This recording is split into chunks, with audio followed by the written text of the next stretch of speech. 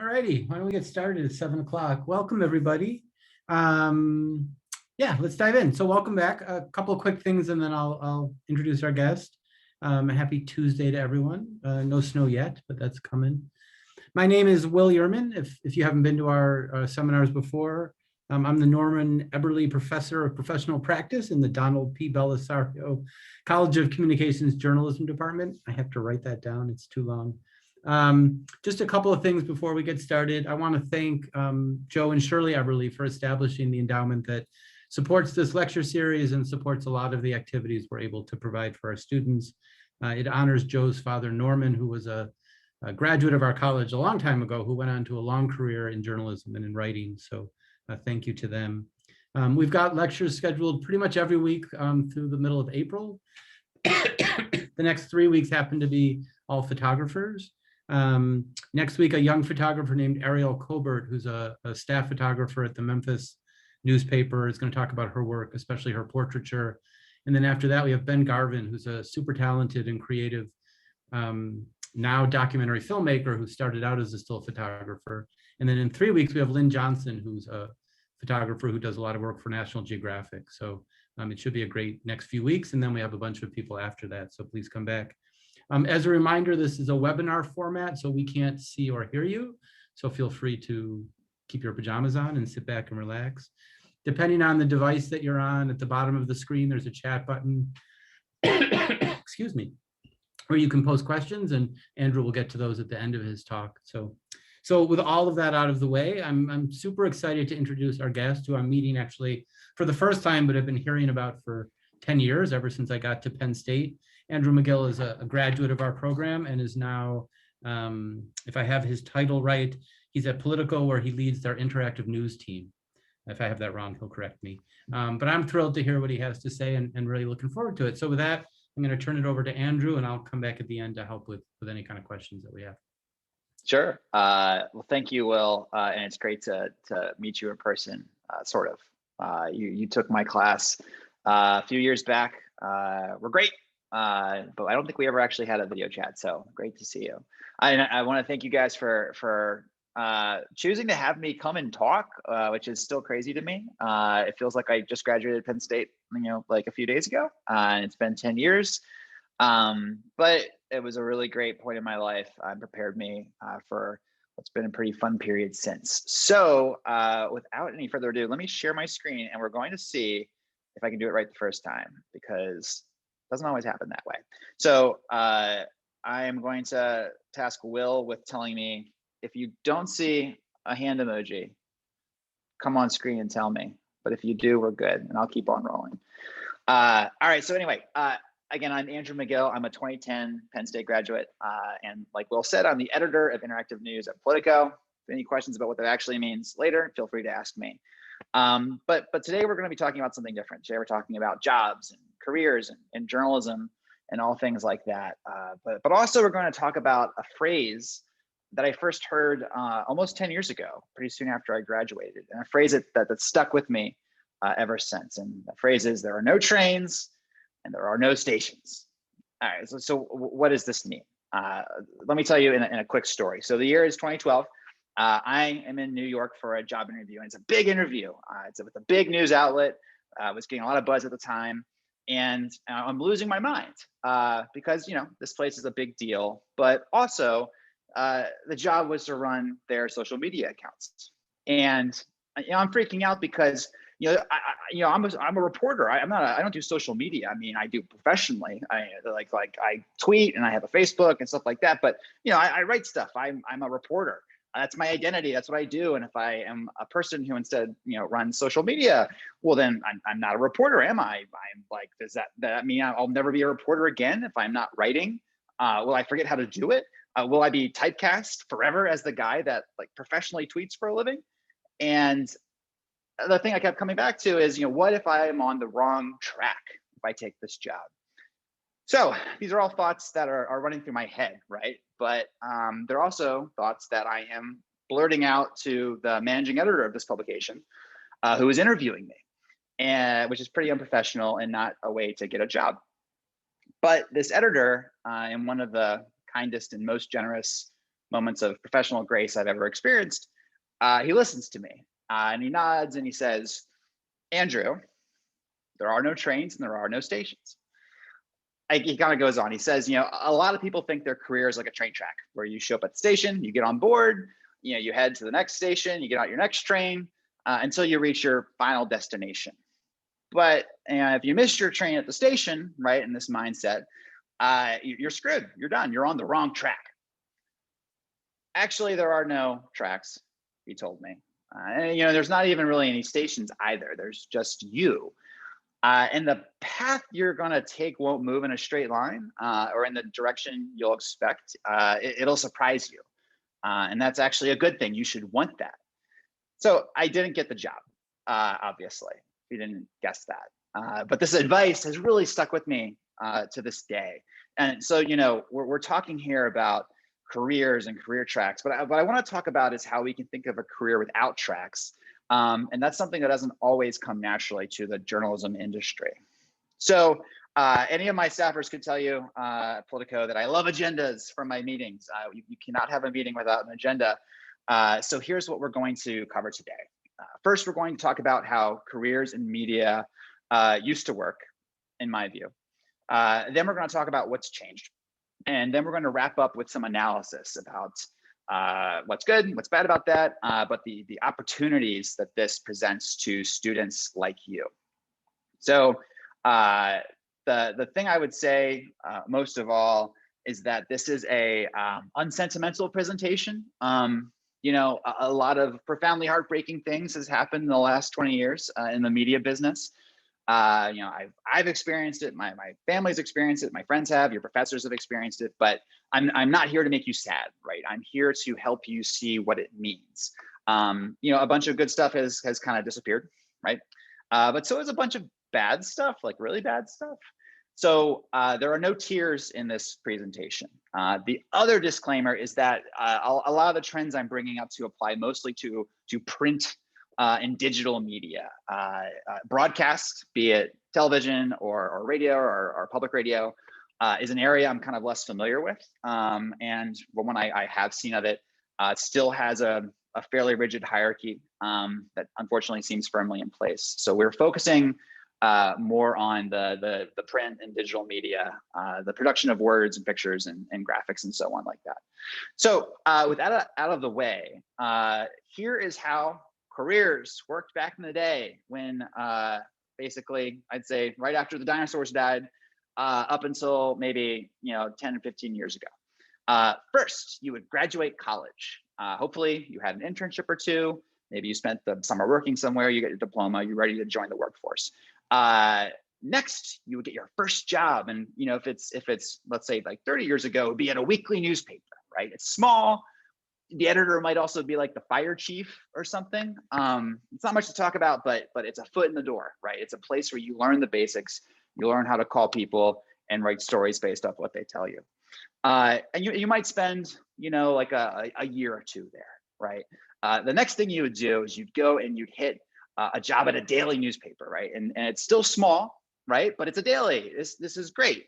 And you're probably here for a while, right? This might be 2 years, 3 years, 5 years. You might do a few different beats. You might move around and improve yourself with a few big stories. And once you do that, what's next? Another daily newspaper. But this one's probably somewhere else in either the state or in the country. And it's probably bigger, right? And you might come in at a more prestigious beat like City Hall reporter or arts critic or something like that.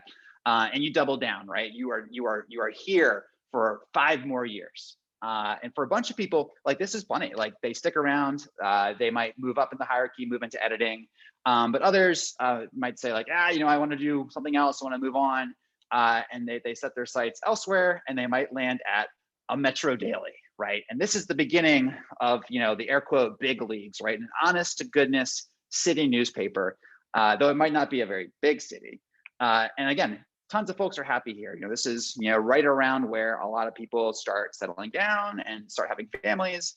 And you can make a good living, right? But if the timing works out, you might say, I'm gonna pick up stakes and I'm gonna move to another Metro Daily.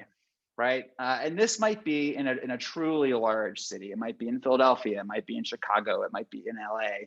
And this newsroom is huge, right? Because big cities have big newspapers. It's almost like your entire career is played out in miniature here. You know, there's people working in bureaus who aspire to move to the downtown newsroom and move up to a larger beat and have a bigger profile or hit a big feature. And there's tons of room to move around. You can truly have your whole career within the walls of one of these big metro dailies. But you know, if you're there, there's a pretty good chance also that you could jump to another metro daily. You might move from Philadelphia to Chicago or down to Miami if you want to, you know, get a change of scenery or maybe a different responsibility. And again, this is like a great place to last out the remainder of your career until retirement. But you know, for the lucky few, you know, let's say you hit the right story at the right time and the right person sees it, you might move up to national paper. And there aren't many of those, right? At the time we're talking about here, there's, you know, the New York Times, maybe, the Wall Street Journal, USA Today, if you're around for that, and maybe the Washington Post, depending on what era it is. And yeah, I mean, this is a great gig, right? They're huge, they're well resourced, they pay reporters well, and you know, like your father and your mother are like, my son or daughter works at, you know, the whatever, and your peers look on you with envy and say, you know, this guy really made it. You know, all this kind of comes together with something that kind of looks like a set of stairs, right? Or maybe like an escalator.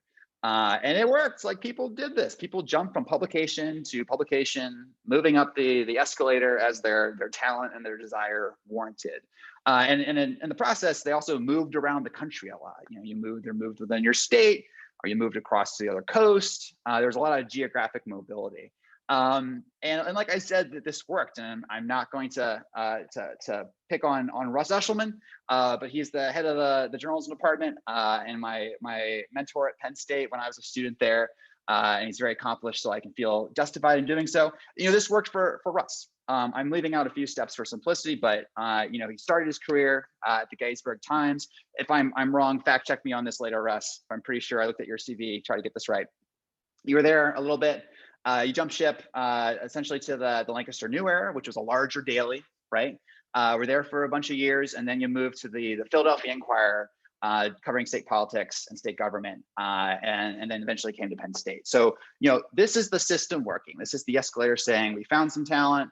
He's moving up the leagues here, and he's now at the Inquirer. And when I graduated from Penn State in 2010, you know, I wanted to be Russ Eshelman. You're not really for the political stuff, which is ironic because I now work at Politico. But I wanted to end up at the Philadelphia Inquirer. That was my dream. You know, I would be happy to die there. And when I graduated, I was ecstatic because I landed a job at the Allentown Morning Call in Allentown, Pennsylvania. You know, the Allentown was definitely a large paper, and I think you could even argue it was verging on Metro if it wasn't there when I was there. You know, Allentown was Pennsylvania's third largest city. The Call had bureaus in Easton, Pennsylvania, and Bethlehem, and they took a shot on me. I interned there as a junior, and they had a job open when I applied as a senior, and they took me in.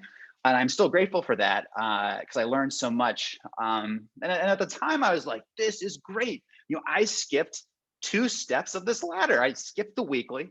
I skipped the small daily. You know, all I got to do now is just get to the Inquirer. That's all I want to do. I want to be Russ Eshelman. And once I'm there, you know, I'm set. I can die happy. I'll retire. And you know, the train, if you will, was on its way. I was on my track. So spoiler alert, that's not really how it ended up for me, right? I never worked at the Inquirer. I'm not going to say I won't ever work at the Inquirer. It's a great publication, and on pretty good financial footing right now. But that's not the path I'm on, and it's not necessarily how things really work anymore. I sometimes joke that, you know, my graduation year was the last year that you could reasonably expect like the traditional journalism escalator to work. And honestly, I'm not even sure that that's true because so much has changed, and a lot of things are still changing. You know, this escalator was built on 2 things I'm going to argue. One good, one not so good. You know, the first was this rich ecosystem of small and medium-sized papers. If the Metro dailies or the national papers were like the big leagues, you needed your AA or AAA feeder teams to supply talent, right? You needed papers like the Gettysburg Times or the Morning Call in Allentown. The second thing was a mentality, which I'm less a fan of, and that's the pay your dues mentality. And that's because this ecosystem existed. The thought was that younger journalists should knuckle under and pay their dues at smaller papers and get some experience before they even considered knocking at the door of a larger paper or a Metro Daily or anywhere else. It's weird to think back, but when I started at the Morning Call, there were some that thought that I was like too young to work there and that I hadn't really worked my way up enough. And all my editors were great. And I remember one editor who I loved, who was one of the city editors. You regale me with stories of like his first job at a weekly paper where it was in a strip mall. And like, in order to get into the newsroom, you had to walk through the door of a taxidermist first. And he was like, I got to get the hell out of here because I'm seeing all these taxidermied animals on my way to work. And I was like, well, okay, well, I didn't have to do that. Here I am. So that's not a good thing. And I think the other thing that needs to be said as you look at this somewhat younger picture of me, that there's no escaping the reality that the system worked particularly well for guys like me, right? White men, college degrees, from places like Penn State, who could afford to have worked at an internship or an apprenticeship over the summer. Newsrooms have and still have a huge equity problem. And when you look at that escalator, you kind of have to ask, like, who was it lifting up and who was it leaving behind? And as we kind of think about that, I want to ask, what changed in those years from 2010 through now, or even a bit before? And the biggest trends are that the middle tier really got in bad shape, right? So the economics of media shifted in a way that it's just harder to put out a daily paper for a mid-size or a large community anymore. The middle tier of journalism has seen a ton of layoffs in the last decade, and a bunch of places have either shut down or they've ramped down production dramatically. So this means the middle swath of the escalator doesn't exist really in the same way anymore. And honestly, if you kind of extend it up, it includes Metro papers too. Back when things were getting really tight around 2009, 2010, 2011, people actually thought like, it'd be the reverse. The national papers would get screwed because they dealt in a competitive market with commoditized information, basically. And the Metro papers would thrive and survive because they had, a near monopoly on local news in their areas. Not how it turned out. Overall, and I'm pulling this from Pew Research, the total newspaper workforce dropped by 50% in the past 10 years or so. And that the majority of that, or the plurality of that, has come from mid-market newspapers. In 2018 alone, again, according to Pew, a third of them had layoffs. So meanwhile, the other thing that's changed is that the new journalism jobs that are being created are generally being created in three cities. And it's Washington, where I live, New York City, and Los Angeles. San Francisco is also, and also ran on this list. I made this graphic a bunch of years ago for The Atlantic, but I think it holds true today. The red circles, when you see them, are the distribution of reporters and editors in various cities in 1990. And then the purple circles are the distribution in 2015. So as you see them go back and forth, you can see that in the 25 years, newsroom employment shrunk in most parts of the country, but grew strongly in New York and to a lesser extent in San Francisco. And you can also see Atlanta with CNN grow bigger as well. Pew Research also calculated that more than a fifth of all newsroom jobs now are just in three metro areas, again, DC, LA, and New York. And among internet-only publishers, that's been, obviously a source of big job growth in the industry since 2010 and beyond. And then we're talking like BuzzFeed, The Intercept, ProPublica. 40% of those jobs are in the Northeast, and then another 28% of them are in the West. So that leaves the rest of the country getting up the remainder of that, which is around 31%. So this leaves kind of a big question in our escalator, right? The middle has been substantially weakened, both hierarchically and geographically. Hierarchically, the papers are understaffing themselves, and geographically, all the jobs are concentrating on the coasts. And for many people, this has been really bad, right? I don't want to gloss over that. Losing a job is one of the hardest, most painful things you can go through, and this shift has profoundly altered how many cities and smaller communities get their news. But because there's no tears in this presentation, there's a silver lining for students like you guys. In fact, I think in some ways, despite all the changes in media, have the potential to be very good. So what this did was, again, let's jump back to my earlier slide here and talking about what this previous system required. Let's focus on the second thing, which is the pay your dues mentality. Because this landscape has flattened, there are demonstrably fewer jobs to go around, right? But there are also fewer barriers to jump into a big market. So I've seen a greater willingness from national outlets to hire people directly out of college than I've ever seen before. And to be fair, often for fairly junior roles, but there's still jobs, and there's still jobs that have mobility. And because there are so many new things media companies are trying to do audio, they're trying to build better products, they're trying to make graphics, they're trying to focus more on data analytics. And because the hierarchy is so screwed up, right? There's so much less friction to moving around internally and trying different stuff. So if we go back to my career path, let's move Morning Call down to the lower left corner.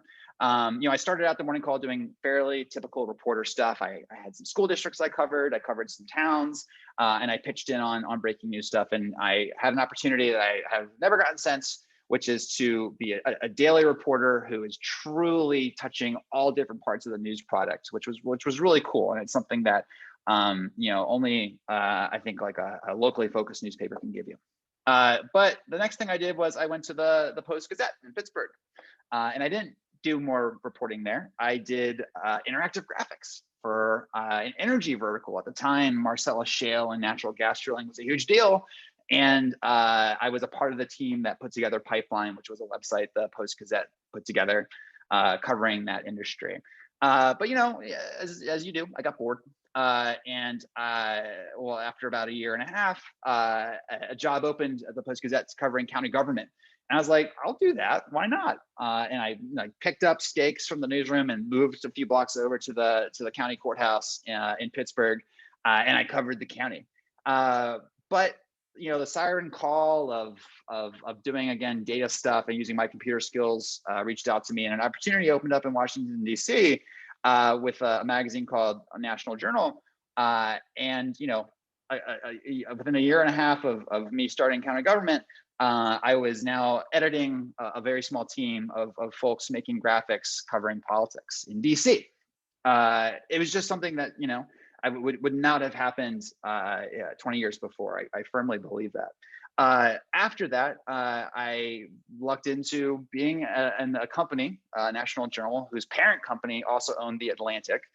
So when National Journal shifted its business and The Atlantic opened up a bunch of hiring for political folks, a job opened for like a data guy covering politics. So I moved to The Atlantic, making graphics and doing data-driven reporting based out of their newsroom. And then after the 2016 election, I was extremely burnt out and I needed a change. And the product team, which was a team that was outside of the newsroom, that built the website and built all the other infrastructure supporting their podcasts and all their other business initiatives, had a role open up. And I applied for it and I got it, and I left the newsroom and went over to there. And I was there for 3 years. And after that, I got a hankering to be back in the newsroom, and I missed being a part of the daily news flow and touching the product itself. So Politico had a job that opened up editing their interactive news team, and I went over there to do that. Right? Okay. So you're seeing this, fairly circuitous path, and I have to think that it's to some extent only possible because of the conditions we have today, because of both the economics and the change in culture. The barriers were so low that a person like me, who previously would have worked at the morning call until I was able to jump to the next highest paper, was able to really try a whole bunch of different stuff and honestly land at some publications that I never would have thought that I would have been able to, like the Atlantic and Politico. So, if we're looking back at the escalator, there's really no room in here where all of a sudden I decide to go and be a product manager for a national magazine, right? And my story is not unique here. At Politico, I know a recent graduate who started as a web producer on our web production desk, and he moved to be a breaking news reporter. Now he just did his first shift reporting at the White House, covering the briefings. At the Atlantic, I met an editorial fellow, which is kind of like the Atlantic's version of like a 6-month intern, who got hired to help manage the Atlantic's membership product, and is now the newsletter editor at Fortune. At the Post-Gazette, another recent graduate was originally hired to write about business and energy, and he's now the paper's Washington correspondent. And there's a lot of stories like this, where young people who I think previously would have ground out the beginning parts of their careers, learning different skills than they're learning now, and often at a local level, are given larger opportunities, and there's more willingness to put faith in young people who can demonstrate they know what they're doing. I mean, I think that's the biggest thing. This is the rub. Like you have to be good, right? And you have to be lucky still. But if you're both, the bar is low enough that you can vault and you can hit some targets that you just couldn't have reached before. And plus, there are just new, exciting things to do in media, jobs that never existed before. Everyone's trying to figure out digital distribution still, right? How do we get stories out to people in ways that people want to read them? And honestly, they need people like you to crack the problem. I saw this tweet a little bit ago from Samantha at BuzzFeed. And it struck me because it reminded me how important it is as mentors and as professors and educators for folks like your professors and by extension me to keep an open mind as well. What she's basically saying here is that when a student asked about an audience job, which is, it could be social media, it could be figuring out analytics, it could be helping out with newsletters, it's not reporting, right? That they were told, yeah, you might not want to do that. And this point's so important, I'm devoting another slide to one of her tweets in this thread, which is that, it's impingent on people like myself and people like your professors to open our minds to the possibilities that the paths that we walk down might not be the paths that you do, and that the work you can do in other parts of the industry that we never even really imagined about could be vitally important, just as important as the kind of stereotypical reporting to editing pipeline. In short, there are a lot more ways to explore what you like to do. I also want to say I might sound bearish on local news in this presentation, and I'm not. I'm just saying the escalator of local news doesn't work like it used to. But there are a lot of amazing experiments happening in the local news space, from the News Catalyst project at Temple University to startups like Billy Penn in Philadelphia, which is now owned by the NPR affiliate, in the Incline in Pittsburgh. Places like those need talent and energy and enthusiasm. And there's never been a better time to make it work. If you wanted right now, if you're a graduating senior, you could log off this seminar and apply to be the new director of the Incline, which is a daily hyperlocal newsletter in Pittsburgh. And I'm not just saying this because my best friend from college would be your boss. She would be. But this is to say is that they're open to folks like you applying for positions like this. And it's a chance for you to make a true difference in how local news is handled. And if I just go back here for a second, I think that Metro Daily landscape has also really kind of bifurcated. So if we're talking about like the Philadelphia Inquirer versus, like the Post-Gazette or the Miami Herald, things like that. I mean, there was a period where it seemed like, all Metro Dailies were going to do really good because like 2007 was like peak year for revenue for those guys. And then it seemed like they were all going to do really, really, really bad because like hedge funds were buying them and like draining them of people and capital and selling off their buildings. And now it's kind of shaking out. So there's a wide class of metro dailies that are indeed doing quite bad. But there is a small but growing cohort that are doing quite well. And I count the Philadelphia Inquirer as one of those that's on the rise up, which is great as a hometown Philadelphia guy. It's owned by the Lindfest Institute. It's got a nonprofit kind of parent organization, despite being a for-profit entity. And there's other stories like the Inquirers. The LA Times verges on being a national paper, but let's say it's a metro daily for right now. They have new ownership as of a few years ago, have been intensely hiring and building out what's becoming an extremely competitive and interesting product. So again, local is not gone. The automatic hierarchical progression from local, however, is. And I think it's important for us as we look at our lives, this is why we're talking about trains. Real life is chaotic, right? We should embrace that. And chaos can be really scary and unsettling and sometimes really destructive. But it has the positive effect of being kind of this unique influence. We're in a unique time in media where you, and specifically you, are allowed to break convention. So I would encourage you to take advantage of that. And with that, I will transition to my tactical advice, because I want you to have some good takeaways. So the first one is not to be afraid to apply for a job in a major market right out of school. As we discussed, that's where a lot of the jobs are. So if you're thinking, okay, they wouldn't accept me at this job offer in Washington, D.C., let's say it's like, the Post, or it's a sub-brand of the Post, like the Lily, or you're looking at LA at the LA Times, all the job postings going on up there. You're right, you might get shut down. But I can tell you from experience that if you reach out, either by applying to the position or by reaching out to a hiring manager, you will be surprised by how often you hear back. Might not always be good news, but you will hear something and it will guide you. And I think the bigger danger here is undershooting versus overshooting. I mean, if you can withstand disappointment, well, welcome to journalism, half of it's disappointment, right? If you can withstand that, then you can really, I think, grab a hold of what's a semi-unique opportunity in media history. So the other thing that's paired with that, though, is not to be afraid to take an opportunity that feels off track, as I put it here. So when I graduated college, I never would have thought I would be leading a graphics department or messing around on a product team. Like, I took Russell Frank's class in literature journalism, and I'm like, I'm going to write long form pieces for the Philadelphia Inquirer, right?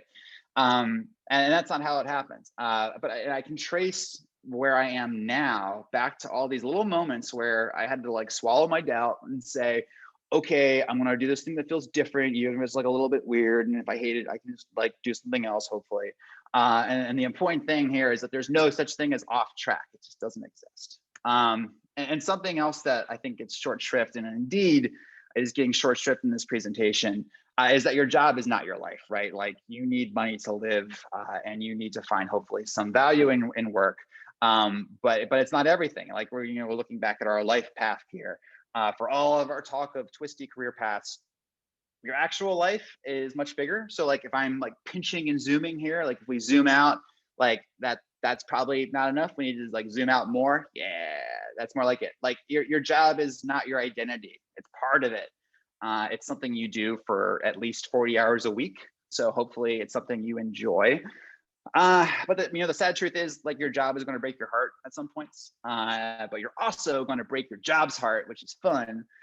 So you might as well get it straight right away. You're not married to your job. You're not in love with your job. You might not even be friends with your job. You just work together, and that's fine. Let's just do that. So that's pretty much all I have to say. Whenever I make a presentation, inevitably it ends up being 30 minutes flat. I can't go any higher or lower, which is, I think, a curse or a gift. I appreciate you guys taking the time to listen to me. I hope this was helpful. The only other piece of advice I have for you is that there are no trains and there are no stations. And that is it. Thank you. Thank you. That was great. Thank you.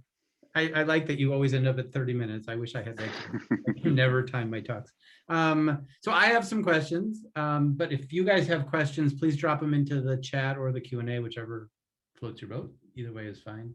Hang on, I'm just organizing my screen so I can see stuff. So I have a bunch of stuff that came out of your talk that made me curious. First, I was sort of curious about your personal experience. When you were at Penn State, were you learning about making interactives? I mean, was that a skill set that you had developed in college at all? Yeah, to an extent, yes. I like to say that my true background in coding is that I was like a nerd in middle school. And then like I got cooler in high school maybe and did like the newspaper and yearbook and stuff like that. And then I went to college and became really cool and did the Daily Collegian. But yes, I think, I remember distinctly, I took Kurt Chandler's class back in its infancy.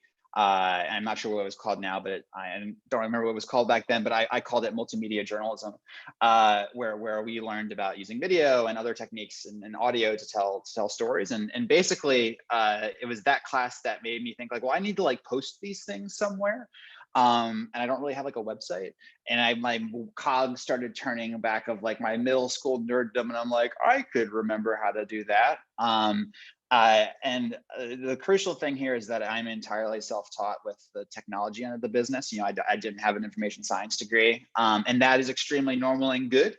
My degree is in journalism and a minor in history, and all of you might have similar degrees or different combinations. You are going to learn skills that are outside of your classwork, and it's going to be driven by projects that you just want to get done, and you have the capacity to learn the skills. I started from again, having a middle schooler's memory of like, programming in BASIC to leading an interactives graphics team. You pick stuff up along the way. So what do you, if you were going to advise students who are, I don't know who's listening right now, but sophomores, juniors, seniors, what should they be doing in college, knowing that they don't know what they're going to end up doing after college to prepare? Yeah, endeavoring to get a broad sampling of experience is important, right? And it's kind of a paradox, right? Because employers want people who can do the job that the employer wants them to do, but I think those are like mediocre employers. Good employers want people who can do the job, but also have a curiosity and can learn. And that's what I look for when I hire somebody. It's less where you're starting, but how much intensity and ferocity you bring to trying to figure out what you need to do next and what you need to learn to do what you do next. So if I'm boiling that down into wisdom here, I would say, yeah, don't be afraid to try a lot of different things at Penn State, but I would endeavor to find outlets for your creativity that you can then hold on to and then show to other people. So much of my personal growth came from pursuing personal projects that I just wanted to do, and then subsequently would show to employers and they would think we're cool. So if you have things you want to do, it could be all the way down to like, I am interested in food blogging. Well, you can make a food blog in like 5 seconds and do 5 posts. And if it sucks, you can stop. Or if you want to try a newsletter, you can spin one up super easily. The publication platforms are super simple. Find ways to put your talents to work in ways that create artifacts that will both make you learn a lot in the course of doing something and also give you something you can show to someone else. And I think that's the unique thing I can offer to folks outside of the kind of try and true stuff you should also do, which is, apply for internships, try to get ones that are paid because unpaid internships suck, and always be open to new experiences. So when you're hiring specifically, or if Politico's hiring, you're not looking for specific skill sets, specific software knowledge. You're looking for, like, how does someone show you that they're that driven, enthusiastic, creative person?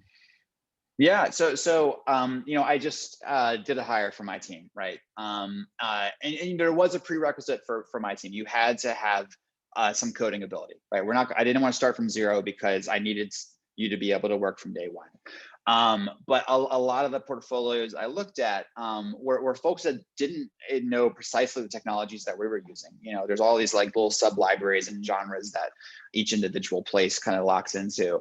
The most important thing I wanted to see is they were producing stuff they were passionate about and that showed some level of like taste and prowess. And honestly, the guy we ended up going with, Arjun, who is really good, the kind of work he did, I could see, even though it wasn't built out using the same technology that my team used precisely, that it was really trying to push boundaries. And I could see that he was willing to look around on the rest of the internet and draw influences and then use that to influence his work, even if it needed some polishing. I could see the curiosity that he was exhibiting and the fact that he could make something happen on the computer. So again, if I'm boiling that down, yeah, I want a baseline level of skill, but the curiosity matters so much to me beyond having a higher technical ability. So I just want to follow up on that, and then we have a couple of questions that have come in. What, you post a job and you get, I don't know, dozens or 100 or however many applicants. What gets someone to the place where they can actually have that conversation with you? Is it the cover letter? Is it that they're sending you links to work that they've done? Like, I know these are Yeah. questions students have all the time. How do you get to that? How do you even get to the interview? So this will probably annoy me as a hiring manager, annoy many other hiring managers.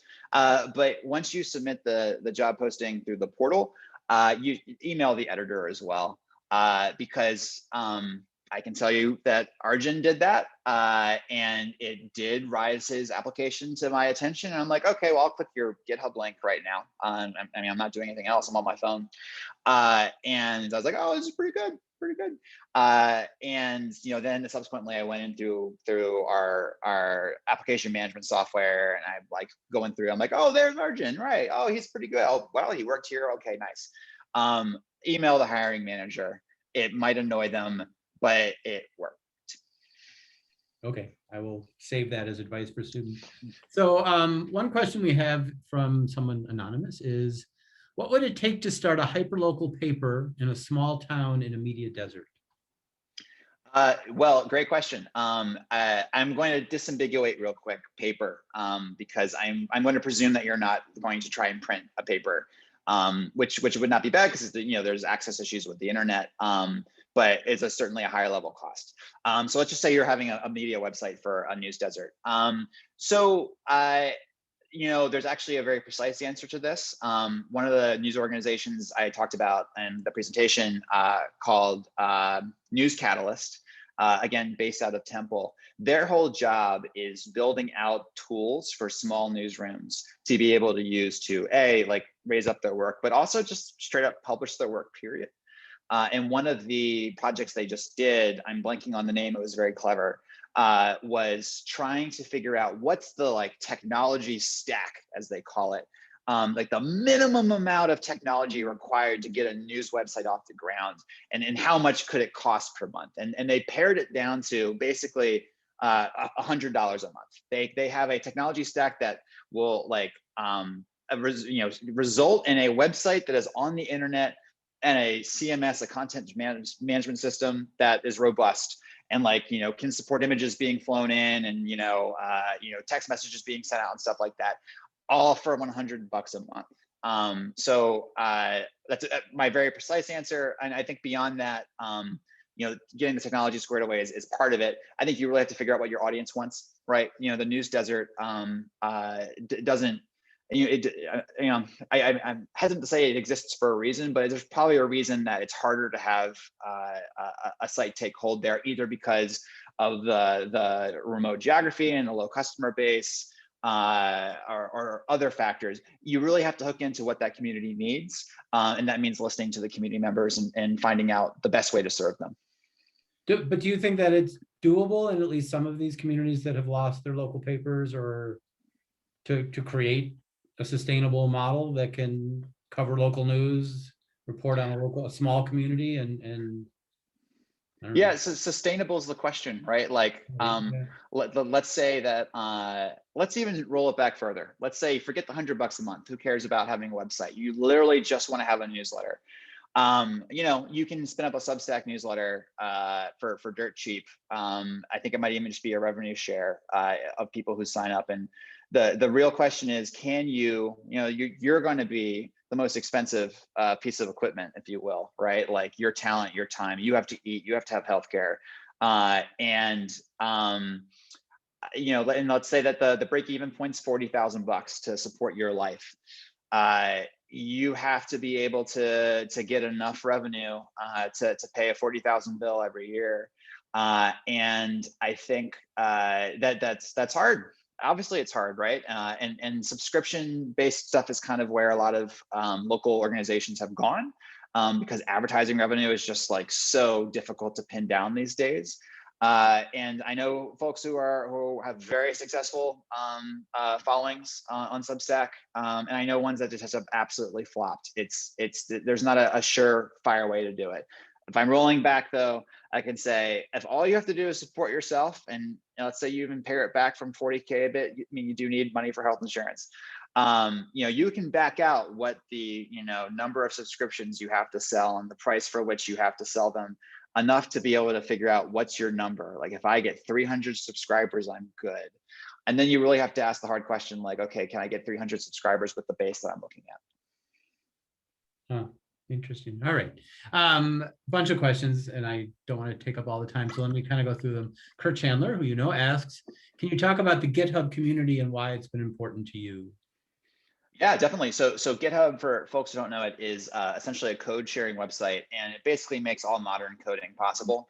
Back in the day, let's say 20, 30 years ago, when we were all using like Windows 95, pretty much all code was proprietary. So if you wanted to like code things for Windows, you would have to like buy a license to whatever stuff Windows wanted you to buy a license for. And the internet changed that because it was based off HTML, and HTML is an open standard. But still, it's kind of hard to like get a website going if you're just like coding in HTML. And there's so much thought that's been put into building tools that are now what they call open source. So GitHub is a one big place where open source tools live. And yeah, I would say 90% of the stuff that we code at Politico is based off of open sourced tools that are sustained by the goodwill of their creators and the community that supports them. And is that model thriving? Yeah, it is. I think partially because the open source community has some very wealthy backers as well. So any kind of big tool that's very popular. So Next.js is one that we use to basically roll out our pages. If you went to like Next.js's website, I think it has like a corporate sponsorship, which is nice, which basically allows the creators and the other people to be able to continue going. But even outside of that, coders love to, listen, like my passion when I'm not like taking care of my kid or working is still computer programming. And that kind of collective groundswell of enthusiasm results in a lot of really good free work. Interesting. I didn't realize that. All right, moving down the list here. What are the two most important skills you think all journalists should improve in order to excel in the news industry? Yeah, okay. Good question. I'm going to give you really liberal arts ones to start. I'm sorry. One is flexibility, which is like the whole point of my talk. You're going to have to be willing to do a lot of different stuff that you might not have originally thought you were going to do in order to grow your career. And you should embrace that. That's good. Don't do demeaning stuff that's bad for you, but do stuff that that challenges you and pushes you in directions that you might not have expected. So flexibility, super, super, super important. And I think, again, liberal arts, the other one is tenacity, right? And this really goes at all levels. So when I was a reporter at the Morning Call, I actually hated interviewing strangers on the street.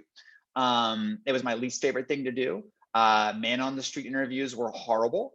And I dreaded when it was like a snowstorm because I knew my editor would say, yep, got to go out there and like interview some people shoveling their sidewalks. And, I bundle up and go out there and be like, hi, I work for the Morning Call. Can I talk to you? And you feel like a schmuck, but people want to do it. And that kind of work was necessary to get the story. And that's the most basic story, but pretty much everything else builds from there. If you're covering county government and you got to talk to a council member, they don't want to talk to you. They have like a regular job and it's not talking to the press. unless they're getting reelected. But you have to keep on being like, no, stop walking away from me. I want to ask you about this bond issue or something. And that trickles up to the tenacity in your career too, because there's going to be really hard parts where you're like, I want to quit today.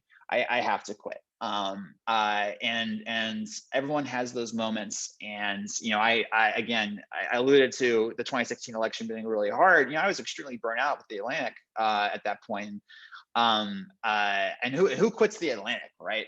But I was seriously considering it, and you have to have the willingness to say, like, I know I feel this way right now, and this is really hard, this is really difficult, but like it will be better, and it does get better.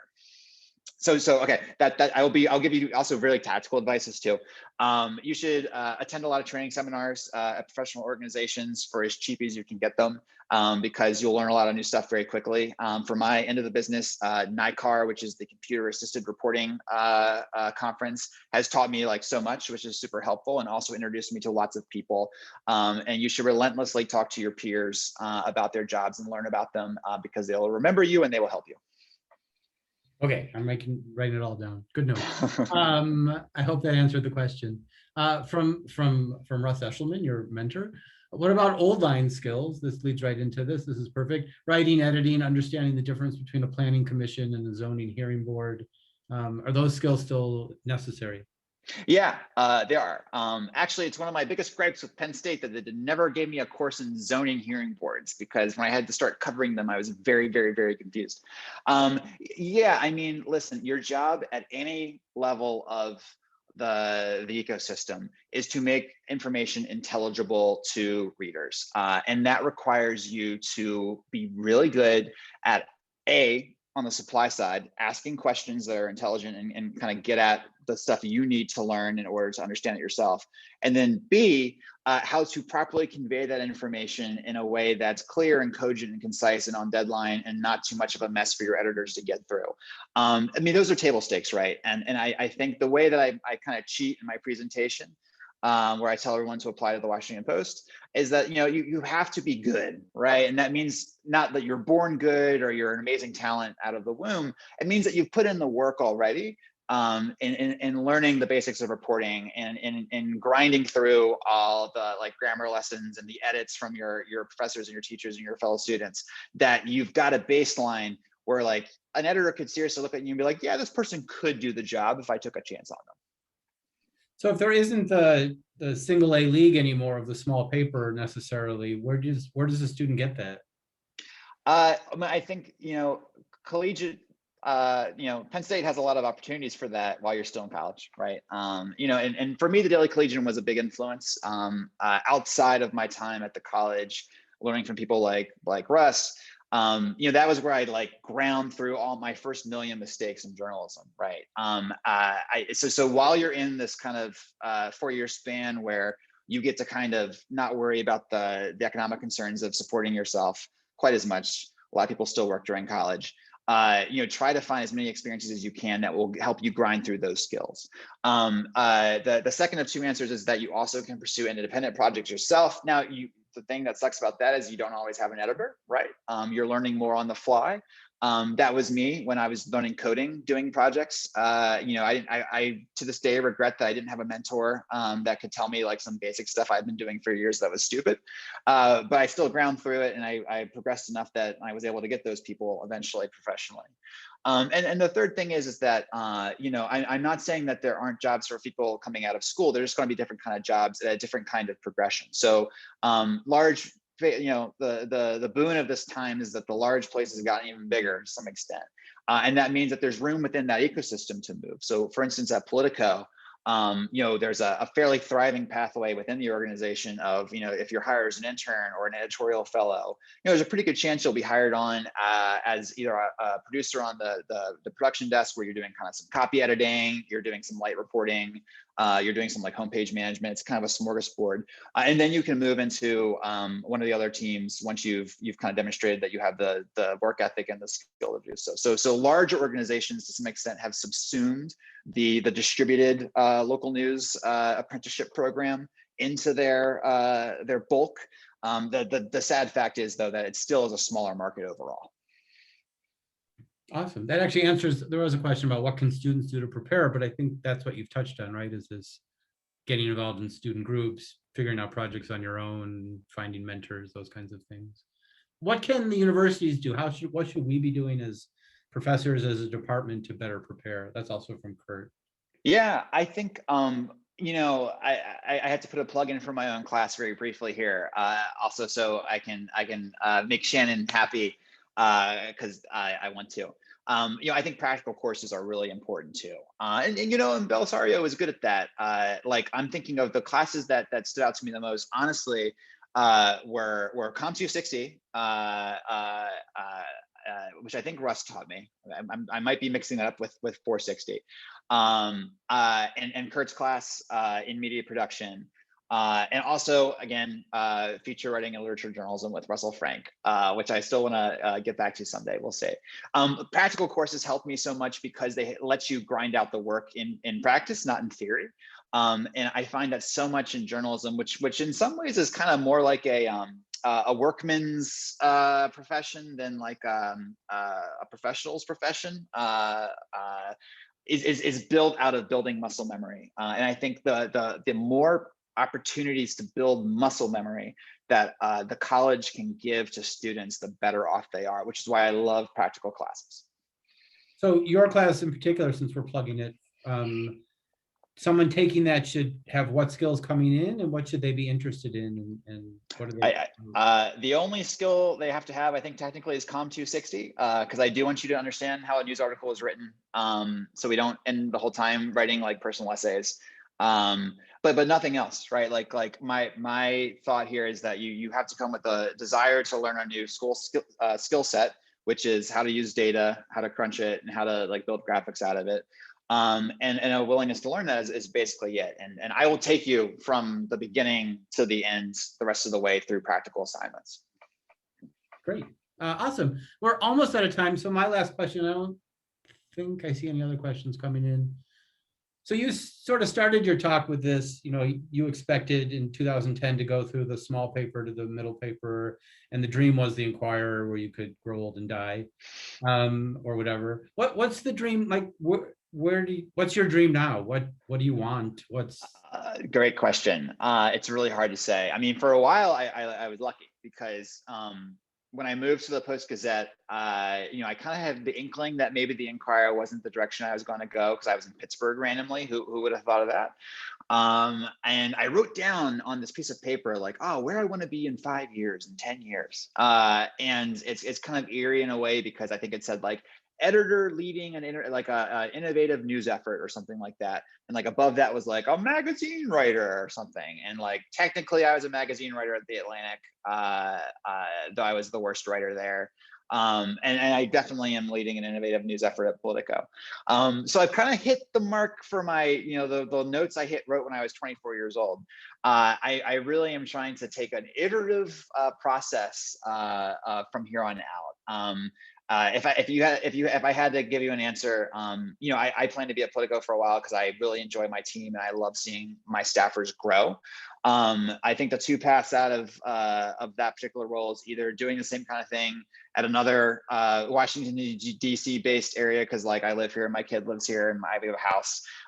So something at the Post or at the Times or something like that, or pursuing something outside of journalism. I will say one of the gifts of growing older is that I'm less precious about being in the newsroom, which was my tightest held desire and belief for so many years, and working on the product side of the Atlantic showed me a life a little bit different from that.